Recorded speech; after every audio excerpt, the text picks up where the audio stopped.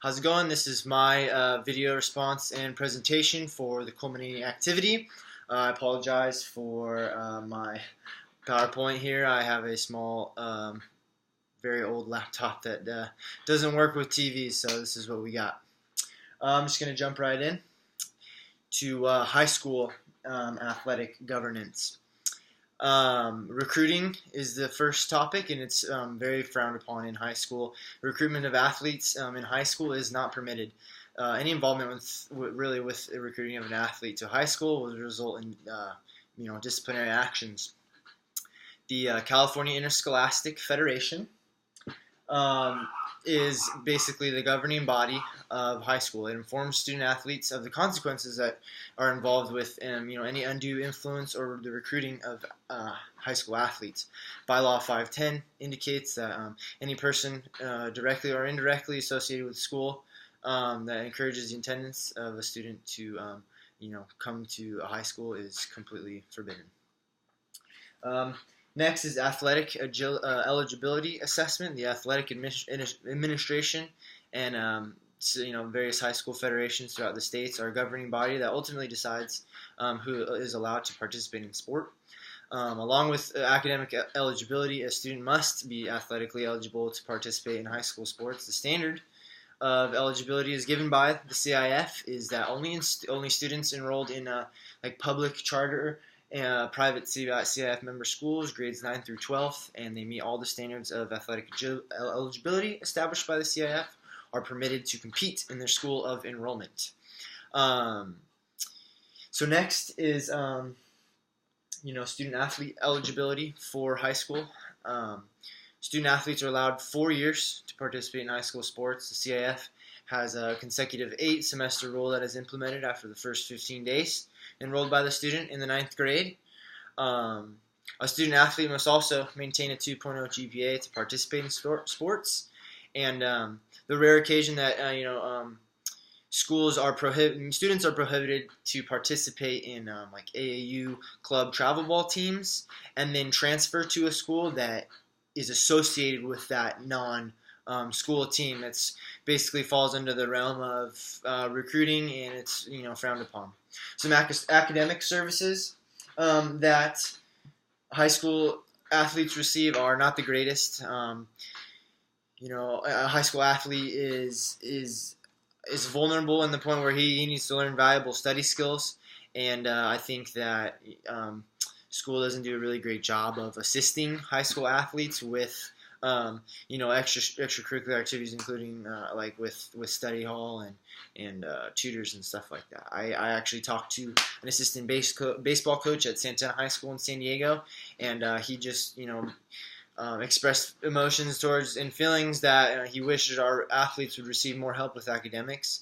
It's something that that will help get kids into the next level of play, and that's something that is really important. Next is junior college athletic governance. Rules for the recruitment of student athletes at the junior college level.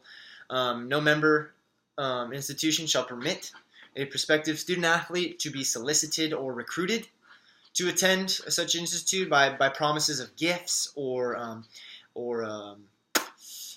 any promises of money or anything like that. That's wrong. A member, a college must not cause or permit any outside organization or group to administer or expend funds or to recruit any prospective student athlete. On-campus recruiting involves official visits, which are something where a coach and the athletic administration can come and basically fund a student's visit to see the school. Fund stuff like travel and different expenses and stuff like that. Any unofficial visit is based upon the student. He can come whenever he wants and check out the campus, but no kind of communication shall exist between the coach and the student if he's on an unofficial visit. Athletic eligibility assessment. The athletic director ensures that a student athlete is able to participate, and the NJCAA, which is the National Junior College Athletic Association, basically says that a student athlete must be in good academic standing in accordance with rules and bylaws of the NGCAA. He must be an amateur, and he must not have exhausted his or her eligibility in the junior college time frame, and he is able to pass a physical. Student athlete eligibility for the junior college level is split up into 2 years because junior college is only a 2-year program. Student athletes, their first year, they need to be full time. They also need to finish with a 1.75 or higher in the previous semester or academic period, which can, if it's your first semester in college, then that reverts back to your academic standing in high school, which if you're in college, then you obviously got good enough grades to get into college, so you don't really need that. Anyways, the second semester for junior college athletes, they must have a GPA of 2.0 or higher in the previous semester. So that first semester, they need to get a 2.0 in order to compete in spring. Now, the second year of eligibility for a junior college athlete, the requirements are a little different. Student athletes must have earned accumulated 24 earned passing hours with the GPA of 2.0, or have accumulated 36 quarter hours with a GPA of 2.0 or higher. So yeah, that's basically the needs for a student athlete when they're eligible. Also, I almost forgot, a red shirt is something where an athlete can take a year off, but still participate in practices and stuff like that. And then when he comes back, he'll still have 2 full years of eligibility, even though he took that year off. Some academic resources that junior college student athletes get is actually surprising to me, as I didn't go to a junior college. I went to a 4-year, and so a good friend of mine who coaches at the junior college level, I spoke with him about stuff that they did for kids who did not have a high of grades, and he said that when kids came in with low GPAs or they tested low in their placement test, then they can be given remedial classes, or even mandatory study hall hours, stuff like that.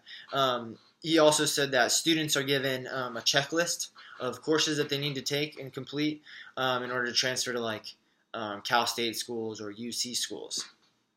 And this is for California. The majority of junior college programs will give resources necessary to succeed in a classroom, but basically they leave it up to the student sometimes, so that can be a little bit hard. Students are not as responsible. College university athletic governance. Recruiting is very stickler in the NCAA.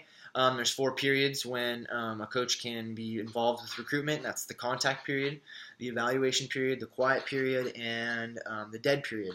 And so during the contact period, college coach may face-to-face contact with student athletes and their parents. They can watch student athletes, visit their high schools, and write or call them. But however, now during the evaluation period, a college coach can watch their players play and compete in games and practices. Now with the next period, which is the quiet period, or the dead period. No, the quiet period. Sorry. Coaches may write their student athletes, but they may not visit them. And then during the dead period, then college coaches have no contact with their student athletes. NCAA has a lot of compliance staff in place to make sure that all the sports programs at each school are following proper guidelines and rules when it comes to regulations. And then the athletic eligibility assessment for college and the 4-year university. It just basically lays it out for you. The NCAA lays it all out for you, and it says that you must graduate high school, you have a high school diploma, and that you have completed these 16 core courses in high school. That requires 4 years of English, 3 years of math, 2 years of science, 1 additional year of English and with math and science, 2 years of social science, 4 additional years of English, I believe, and 2 years of social science. All those, these core classes are very important and they need to be completed with a 2.3 GPA or higher. Additionally, SAT and ACT scores must meet university requirements or meet certain score standings. Student athlete eligibility at the NCAA level, or at the college level, 4-year university level. NCAA is the governing body of that. And there's also the NAIA, which is not involved with the NCAA, but it is a college institution. But I will talk about NCAA. The athletic director and the athletic department is responsible for making sure that all athletes are eligible in their respectful areas. To be eligible to compete, you must have been admitted as a regularly enrolled degree-seeking student according to requirements of your institution. You have to be in good academic standing, and you have to be enrolled at least full-time in a baccalaureate prep program. In terms of practice, you need to also be full-time in order to practice. And prior to season starting, there are some requirements that are needed in order for you to compete.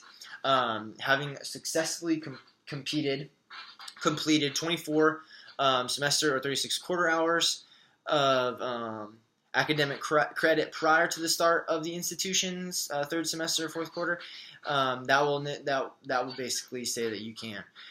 You have to complete 18 semester or 27 quarter hours since the beginning of fall to be eligible. And another rule is that athletes they're allowed to compete for 4 seasons at any sport, and they can be in the program for 5 years from the start of their first day that they're enrolled. The redshirt rule applies to universities, and it's basically I can take a year off and come back for the next 2 years with full eligibility. Some academic services are given at the Division I level are the best. I have had friends that played for Division I programs that have had separate libraries for even athletes with private tutors and all that. But mandatory study hall hours are given for freshmen and anybody that has a low GPA or struggles in class. Some retirement support.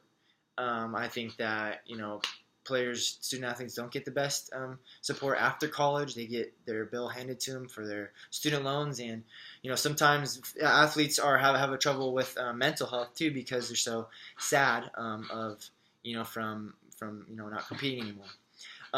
College athletes all over the country, they work to do one thing, that's sign a professional contract.